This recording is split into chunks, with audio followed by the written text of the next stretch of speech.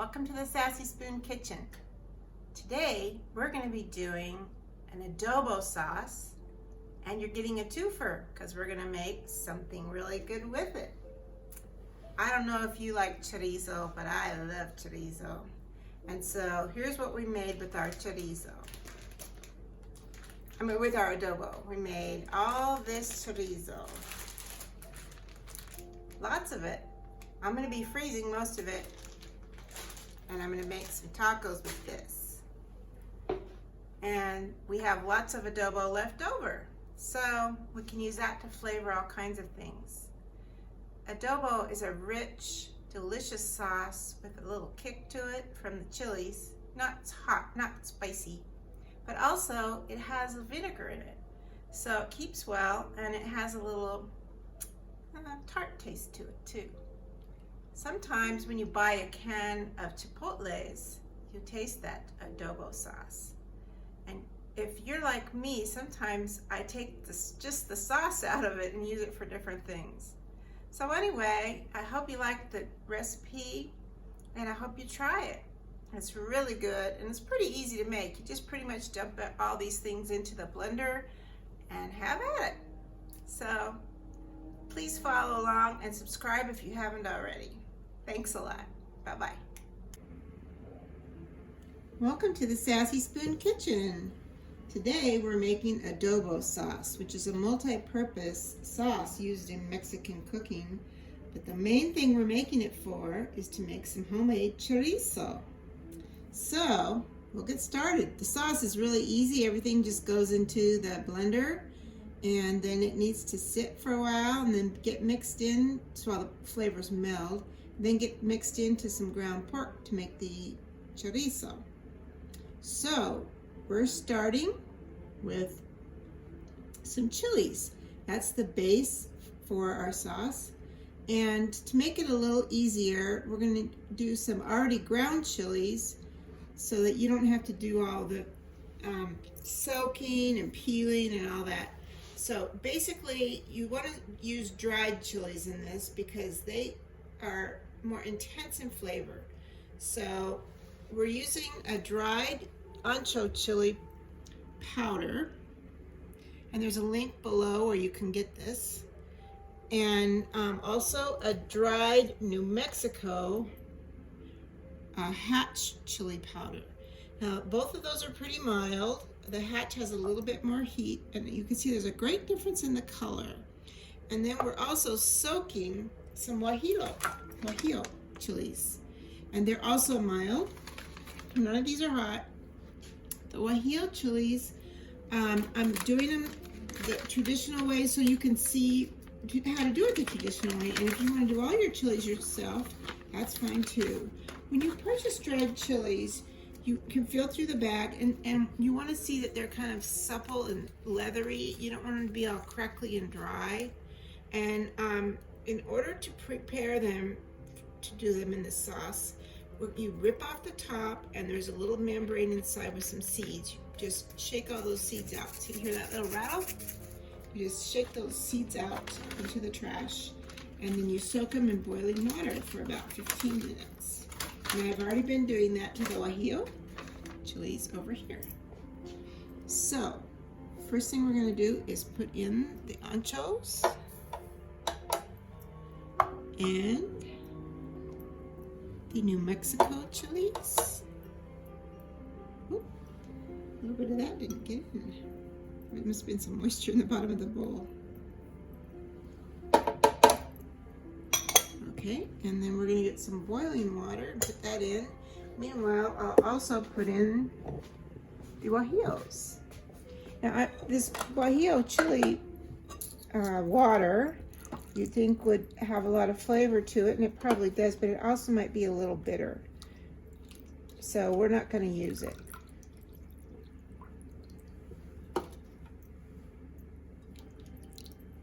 And there are all different kinds of seasonings that people use for their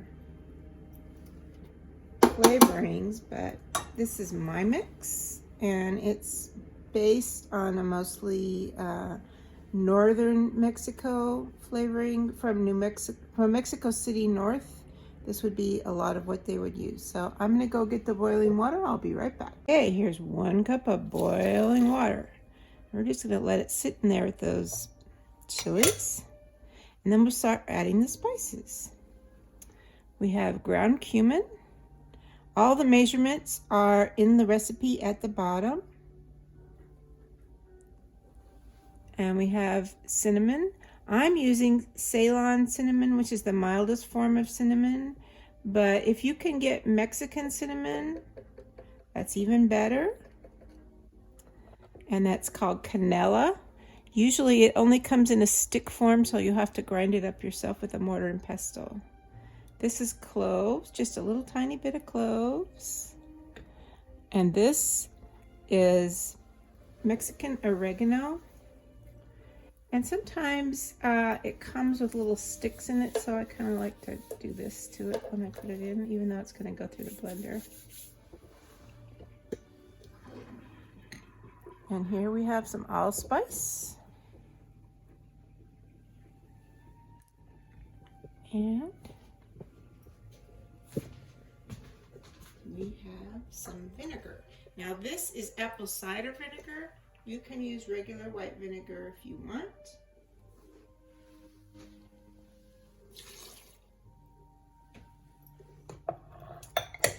And finally, we have some garlic. Now this garlic has been put in the microwave to blanch it. I put it in with the skin on it, but it kind of just pops right out of the skins when you blanch it. So if there's any skin left on it, we'll just take it out real easily, like that.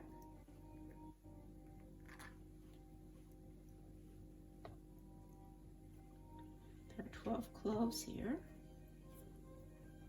Like I said, the recipe will be on the page here right below the video. And this makes quite a lot, so if you want to make less, you don't think you're going to use it for anything but the chorizo, you can make less if you want.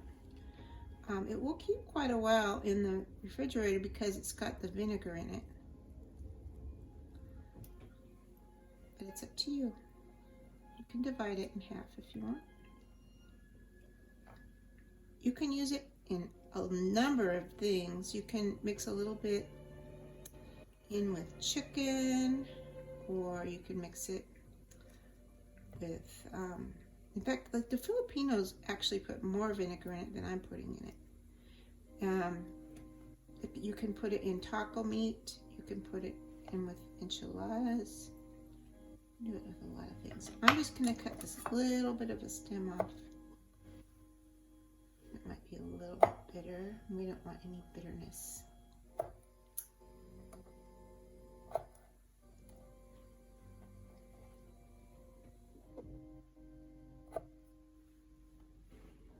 That's pretty easy. Just put all these, oops, that has water in it. Put it in here.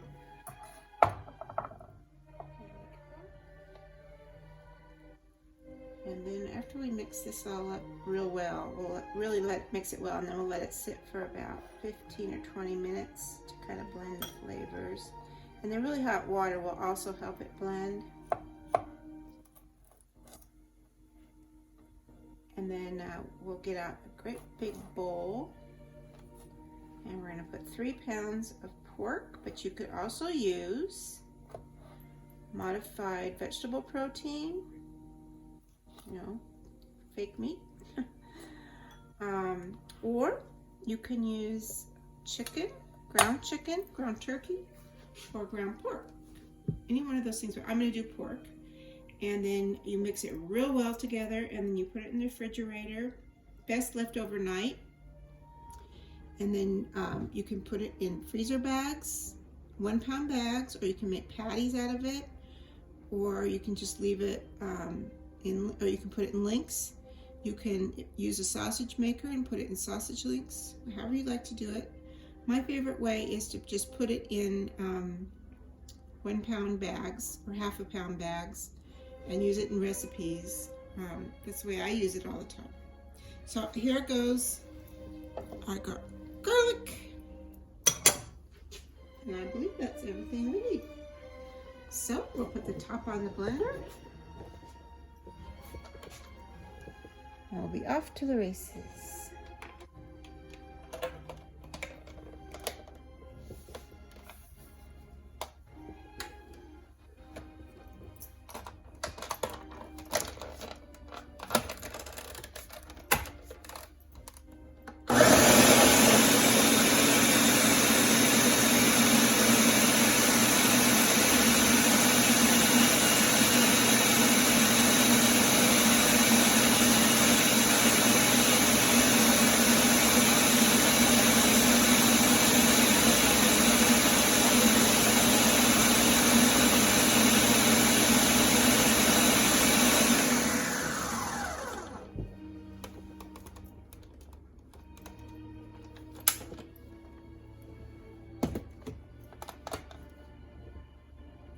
A little thick. I'm going to maybe add a little more water. Sorry about the bump there. This blender creates a little bit of a seal, so I have to release that. Yeah, that's a little thick. We'll use this garlic water.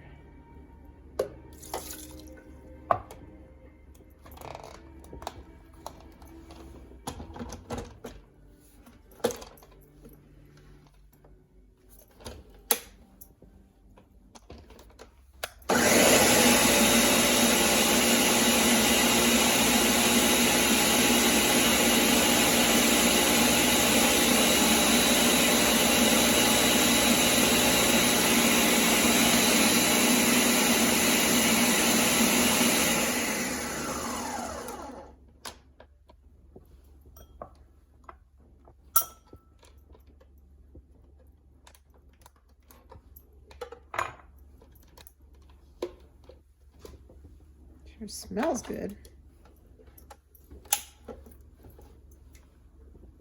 It still looks pretty thick.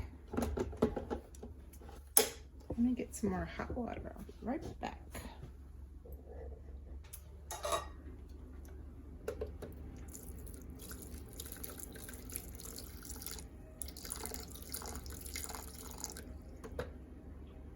Okay, that should be, it needs to be kind of pasty, but it also needs to be a sauce. So, we'll do it one more time.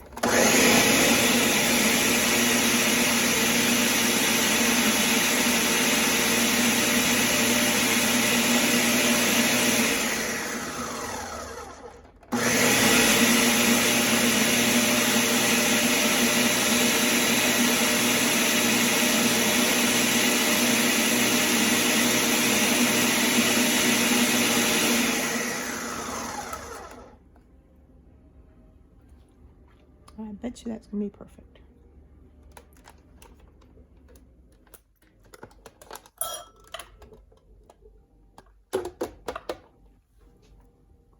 I'm just going to taste it right off of here.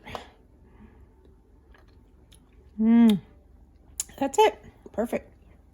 It's got a nice little kick to it. Okay, so now we're just going to, I'm going to put it in another bowl, but we're just going to let it sit for probably about an hour. And then I'll come back and we'll mix it into our meat. Okay, we're back.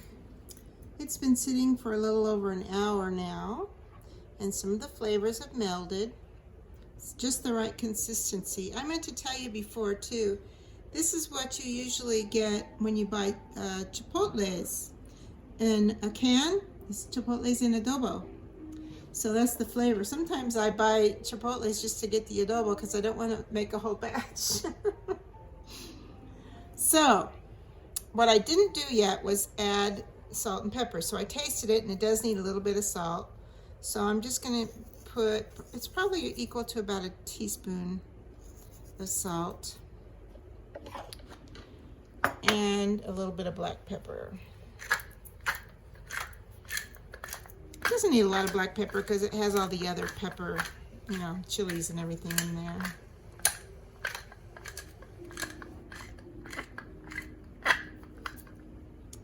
So we'll stir that up, and I'll give it another taste, but it should be fine. And I've adjusted the recipe, or I will adjust the recipe that's going to go online underneath this to add more water to it.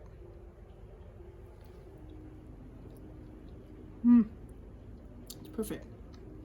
Okay, so the next thing we're going to do is get gloved up, because you don't want to get this all inside your fingernails and everything. And we're going to mix it into the meat. You can use a spoon to mix it into the meat. I just think you get so much better of a mix with your fingers. Since right now we seem to have a lot of these lovely gloves. Oh, here's my cat. I don't know if you can see her. I don't think you can. Hi, Truffle.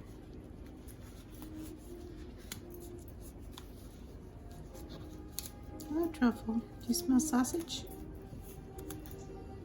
Let me see if I can get her. There she is. Okay. So, I'm going to do 1.5 cups of the adobo to 3 pounds of sausage. And I just thought of something too. My son, who lives in Alaska, and he got a moose recently. He shared with his neighbor. They're in a roadkill program in Alaska. So this might be really good to flavor the moose with, to make sausage. So I'm going to remind him about this video, give him the recipe. All right, so we're just going to mix this all in.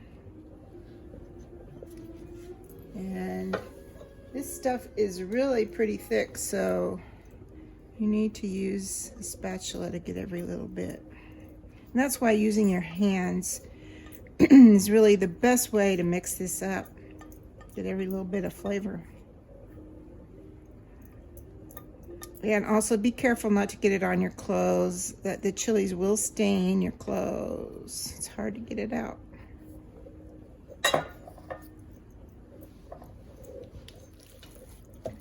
And so when you're putting it in a container, like a Tupperware kind of container, I would suggest using a glass jar, because it will stain like a Tupperware container, or it could stain it. I won't say it will stain it, but it could.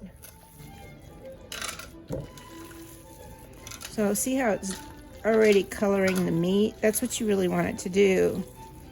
And right now it looks real juicy, but it will soak up into the meat overnight. And I'm going to make straight away some chorizo and potatoes, chorizo y papas tacos. And chorizo and eggs are really good. I don't like eggs, but my husband does. Chilaquiles with eggs. Sorry about the bump again. And chorizo is really good too. This pork is really low in fat. Some people actually add fat to it when they do this, because they like the way that the fat gets absorbed with this sauce. If you see any really dark spaces in the meat, or any spaces in the meat that have not been absorbed by the sauce, then you pretty much want to mix it up more. But I think it's pretty thoroughly mixed. So I'll just kind of make a ball of it and put it in the refrigerator overnight. And by tomorrow, all those flavors will have just blended together, because as you know, the cold pulls flavors in. That's why I like when you have leftover meatballs or meatloaf, spaghetti, all that kind of stuff. They're better the next day because the flavors have been contracted into the food. All right. So much for my messy hands. It's easy, quick cleanup. So, I hope you like it. I hope you try it. And look at all that leftover we've got for other delicious dishes. That will keep. You can also freeze it, but it will keep in the refrigerator for quite a while because of the vinegar. And if you want to try making some Filipino adobo, we use about 1/3 of the peppers and 2/3 more vinegar. And they make a lovely chicken marinade with it and all kinds of fun things. So we'll explore that later. My friend Noel probably can help me on that. And he watches this also, and he can probably give me some hints. So I'll talk to you guys later. I hope you try it. I hope you enjoy it. And have a happy Sassy Spoon Day. Please subscribe if you're not already subscribed. Got lots of good food coming your way. Bye-bye.